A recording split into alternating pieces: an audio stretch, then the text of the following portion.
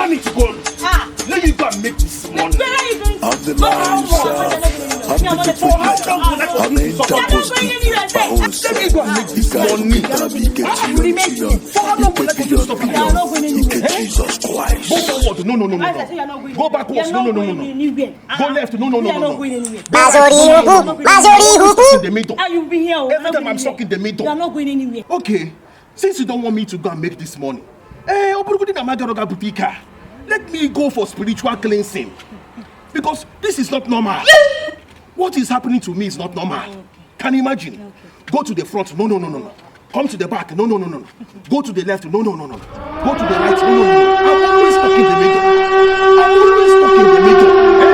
Let me go for spiritual cleansing. Let me go. You don't make this money. Mazi, what happened for you? Say, what happened? What happened for you? What happened for you? You're asking me what is the problem? Yeah. What happened now? You're asking me what is the problem? Yes. So this type of life I am living, do you like it? The other day I came to your shop, I drank ogogoro, I bought credit. The other day before that time, I came to your shop, I bought that orajia, I bought credit. Now today, this evening, I want to come to your shop again now to come and drink big start. You're asking me what is the problem?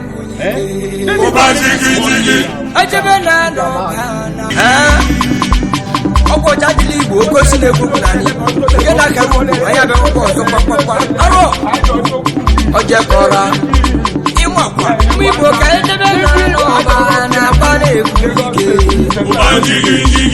ẹ̀ẹ́dẹ́bẹ̀ náà ọba nàbà lè kú ike mú ìbò kẹ́ẹ̀ẹ́dẹ́bẹ̀ náà ọba nàbà lè kú ike